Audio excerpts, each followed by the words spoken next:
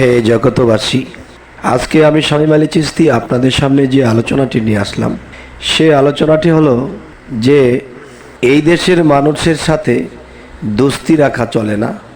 গায়ের মাংস কাইটা দিলে আপন বলে বোঝে না, চোরেই চোরের সাক্ষী দেবে, তোর কথা কেউ কবে না।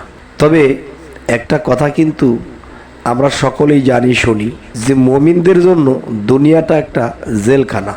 মুমিনদের জন্য জেলখানা হবে কেন? মুমিন তো আল্লাহর বান্দা, আল্লাহ যাদেরকে ভালোবাসে তারা তো ভালো থাকবে। কিন্তু না বাবা, এই জগৎটা সম্পূর্ণ আলাদা। যেমন আল্লাহকে প্রশ্ন করা হয়েছে বা আল্লাহকে জিজ্ঞাসা করা হয়েছে, হে আল্লাহ, এমন একটা ব্যক্তি তোমাকে এত ভালোবাসে, তোমাকে সবসময় স্মরণ করে, তোমাকে স্মরণ করা ছাড়া সে খায় না, হাঁটে না, ঘুমায় না, সব সময় তোমাকে ভালোবাসে এবং তোমাকে স্মরণ করে, তবে এই ব্যক্তিটি কেন এত কষ্টে আছে? কেন সে এই পৃথিবীতে এরকম লাঞ্ছনা বঞ্চনার মধ্যে আছে? আল্লাহ কি উত্তর করলেন যে হে দেখো, তুমি যদি একটা স্বর্ণের দোকানে যাও, গিয়ে যখন বলো যে আমাকে একটা গলার হার বানিয়ে দাও, তখন সে যখন হার বানিয়ে দিল, তখন দেখতেছো এটার মধ্যে খুব খাস ভর্তি, অর্ধেক স্বর্ণ আর অর্ধেক খাস। তাহলে তুমি পুরো টাকা দিয়ে কি জিনিসটা আনবে? আনবে না।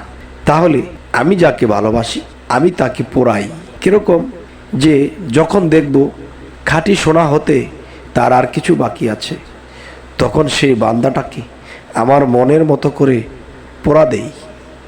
যখন সে খাঁটি সোনা হয়ে যায়, সে যখন খাস মুক্ত হয়ে যায়, তখন আমি তাকে সেই গলার হার বানিয়ে আমার গলায় বসাই।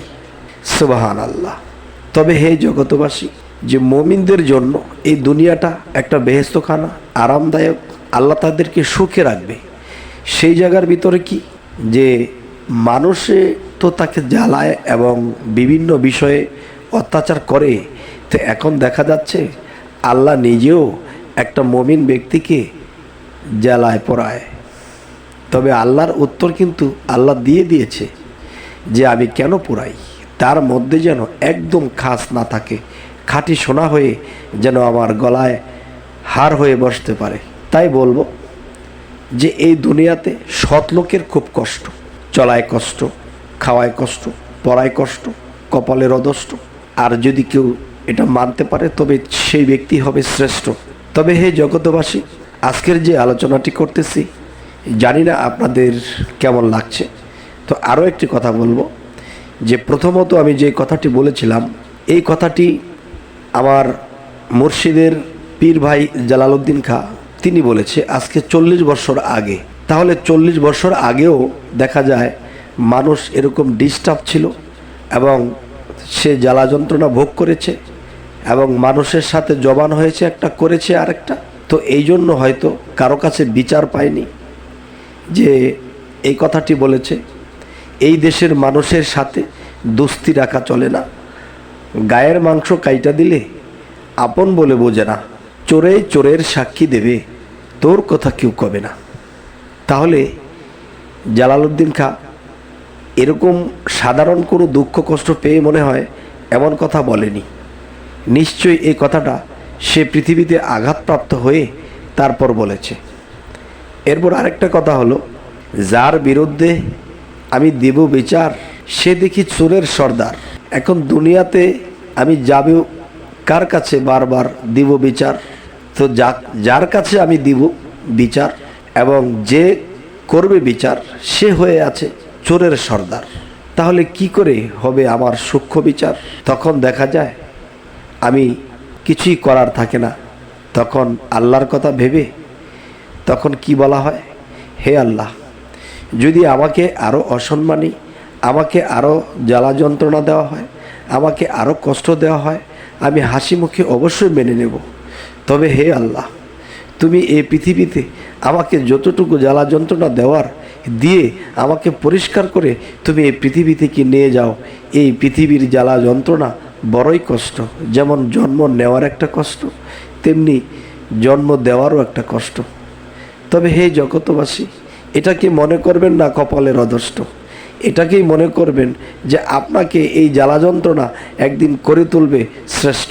হে জগতবাসী, আমি শামীম আলী চিশতি আপনাদের সামনে বেশ কিছুদিন ধরে আলোচনা করি। আমি তো একটা ক্ষুদ্র জ্ঞান আমার মধ্যে আল্লাহ দিয়েছে, এ থেকেই আমি কথা বলি। কিন্তু যাদের কাছে এই কথাগুলো পৌঁছায়, এর মধ্যে অনেক লোকই আছে আল্লাহর মহাজ্ঞান থেকে কিছু জ্ঞান লাভ করেছে। তারা যদি আমার এই কথাগুলো দেখে সঠিক আছে, তবুও তারা মুচকি হেসে দেবেন। যদি আমার কথা একটু ভুলও থাকে, তবুও তারা মুচকি হেসে দেবেন। তবে কোন হাসিটা যে আমার পক্ষে আর কোন হাসিটা যে আমার বিপক্ষে, আমি তো বুঝতে পারছি না। তাই বলবো কি, অবশ্যই কমেন্টে জানাবেন যদি আমার কোনো কথায় এদিক সেদিক হয়ে থাকে। তাই আমি একটি কথা বলবো যে নিজেকে ছোট করা আমার খুব ভালো লাগে। আমি যদি কারো কাছে কোনো বিষয়ে হেরে যাই, আমার ভালো লাগে। কেউ যদি আমাকে ঠকিয়ে দেয়, আমার ভালো লাগে।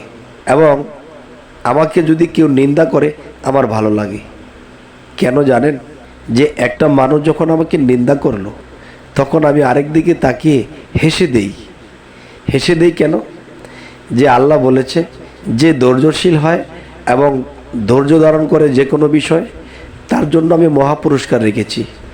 আর একটা কথা বলা হয়েছে, মানুষ যখন বিভিন্নভাবে একজন মানুষকে টর্চারিং করে, মানুষকে মূল্য দেয় না এবং বকাঝকা করে, তখন বলেছে যাকে বকাঝকা করলো তিনি তো আসলে বকাঝকার মানুষটা নয়, তবুও সে সয়।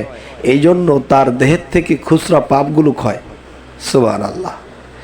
তবে আজকের এই আলোচনা এই জন্যই করলাম যে এই দুনিয়াটা মুমিনের জন্য একটা জেলখানা। আর এই জেলখানার মধ্যে শান্তিতে কেউ থাকতে পারে না।